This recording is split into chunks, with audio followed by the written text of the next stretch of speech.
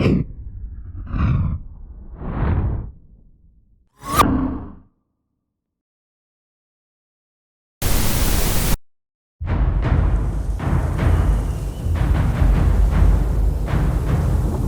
by any other name, is despair. A world ravaged by the sorcerer kings.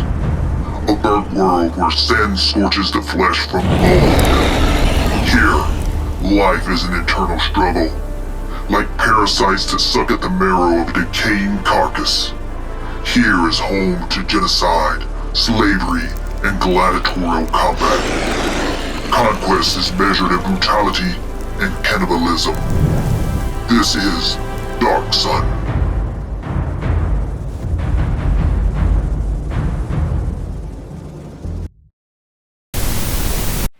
Welcome back to Creatures, Caverns, and Crafting. Today, I thought we would create some terrain for a Dark Sun campaign. And to do this, I'm just going to use some packaging material. Here I have some foam blocks that will probably make a great building.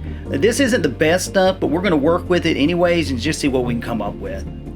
Next, I'm going to trace out some windows and some doors. I'm going to keep this pattern very simple. I want this to be easy to create and fast onto my table. Now, to keep the windows straight, all I'm going to do is take a ruler, create a line, and I'm going to carry that line to each 4 sides. That'll make sure that everything is nice and even. Once I have everything drawn out, I'm going to go ahead and start carving out my windows. Now, I'm going to cheat a little bit here. I'm going to use some 3D resin printed doors that I created. These come from Thingiverse. All I did was rescale them. I will give the artist credit in the comments below. I wanted to go for a Middle Eastern window look. I believe it's called a masariba. I'm probably butchering that name. But to do this, all I'm going to do is layer my materials. I'm going to use some cardstock on the bottom and some granny grading, and then I'll put the resin window seal on top.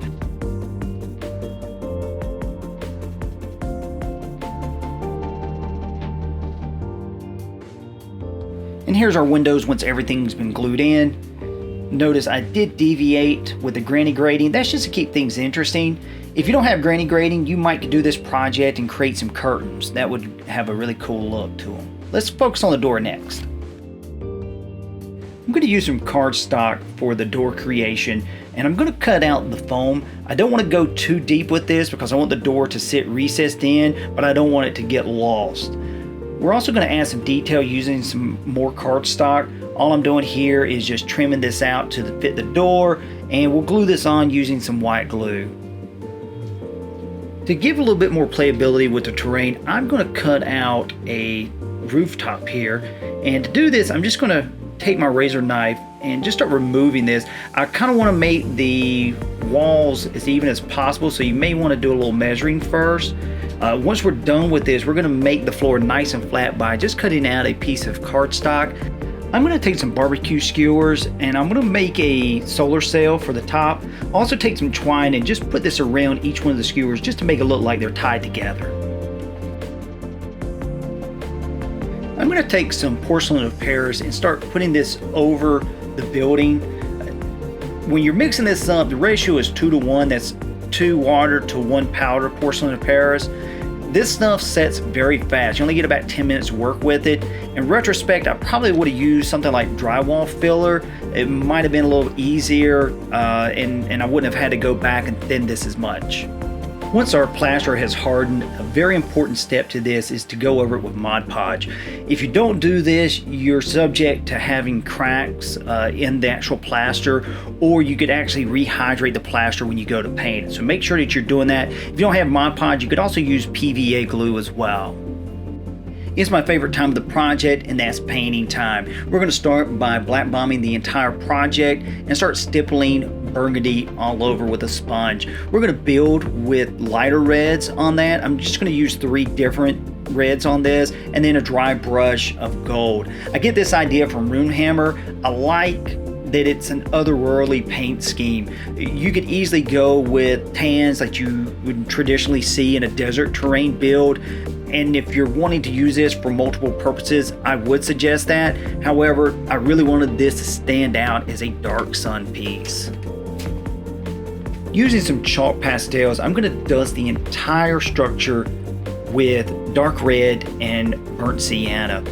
This is going to create a nice earthy look to the project. I really like the way it stands out. It makes it look more realistic in my opinion.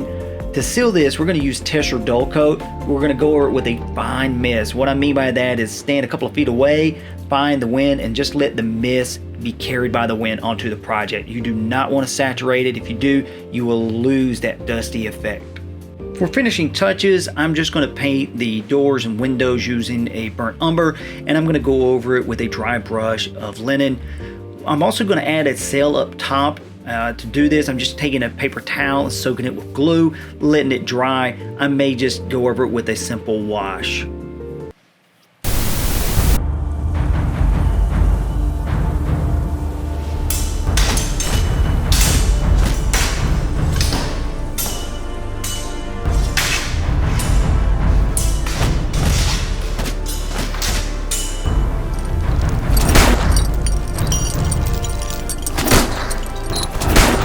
Back in line, slave.